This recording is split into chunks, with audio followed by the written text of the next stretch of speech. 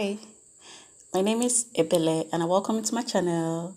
I am the creator of the Voice Intuitive series and I have titled today's video Greed, Envy and Racial Discrimination.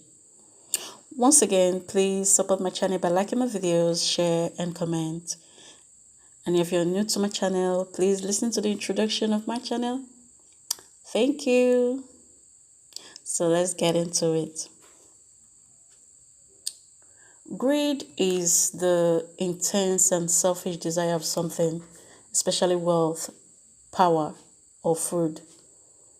Greedy people overtake their principles by doing things to their own benefit. They lack empathy and are very manipulative, as this is the only way they can get their reality, which is quite sad if you ask me. They are resentful people who desire to have what someone else has. One would wonder, why must people display selfish behaviors towards others? Is it the lack thereof, or just habits they formed with real intent to devise means to take what belongs to others? Or could it be as a result of trauma they suffered as well in their past that turned them into becoming resentful towards others?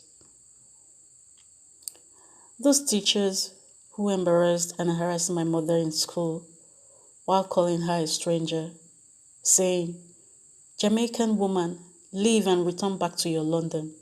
Leave our Nigerian brother alone to marry one of our sisters.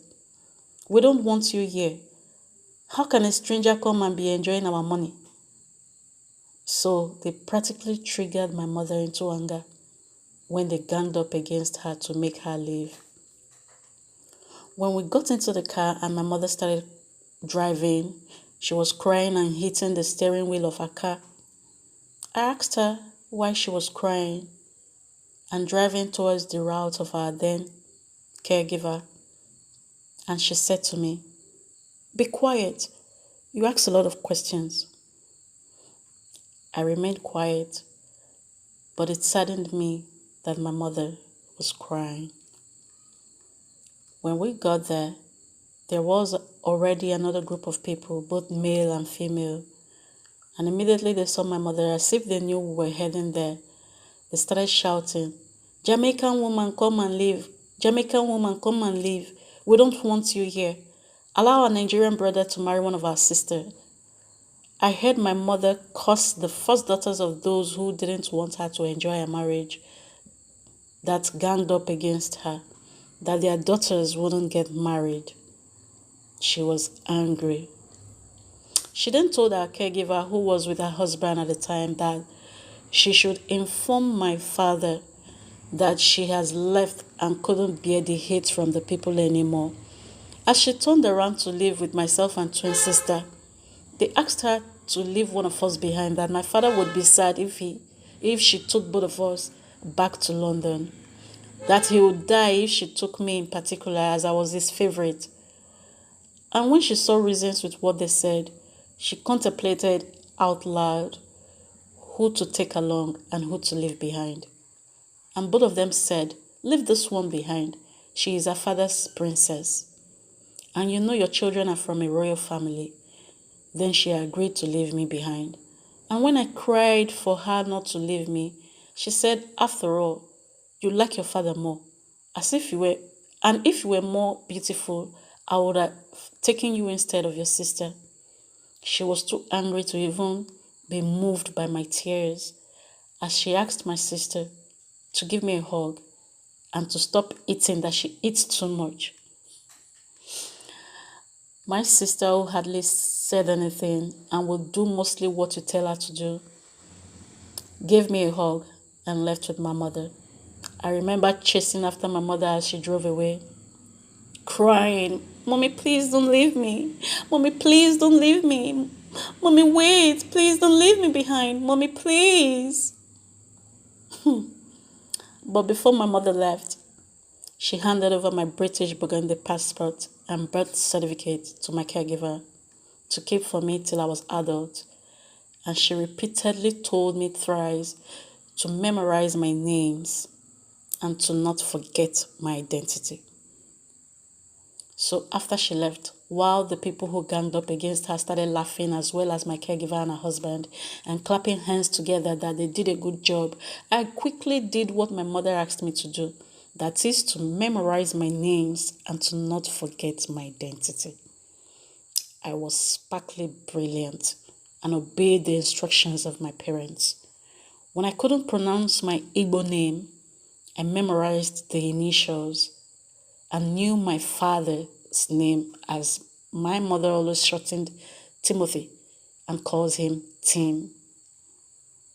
I knew my surname and middle name, but couldn't pronounce Ebelechukwu, so I memorized the initials instead.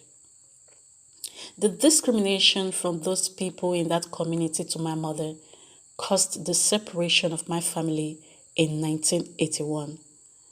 And they carried on as if they did nothing wrong at all, not minding the consequences that their actions would bring to them.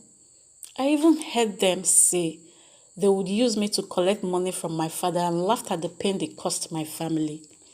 The selfishness from most people, greed, and racial bias to others could lead to patterns which can be passed through bloodlines from one generation to another. And these negative behavioral habits can trigger obsession within them to carry out other evil intentions towards others. What values do you teach your children as parents or guardians? And what habits do you as well portray in front of little children that they could easily pick up and learn?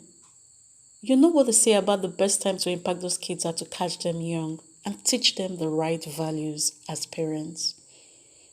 Irrespective of the fact that you as a parent may not have received good moral upbringing from your parents, but what are we as adults supposed to do when we find ourselves in a complex situation and a family with no morals at all? Do we stay quiet and join them? Or do we speak up against such behaviors? The choices of a group of people triggered a reaction from my mother, which negatively affected my family. Or did she act on impulse without even considering meeting my dad to inform him directly about the situation? If you're one of such persons who displays selfish and greedy intent to others, all you could do to change that habit is to practice gratitude more often for what you have, and to know that your situation may even be better than another person who has nothing at all. Having contentment and patience will do you so much good. You know what the Bible says? That godliness with contentment is great gain. I'll end this video here, and I hope to continue sharing my story about my childhood trauma. We are only getting started as the story gets even more interesting as it unfolds on this journey of my self-discovery. Thank you, and please support my channel by liking my videos, share, and comment. And until next time, bye.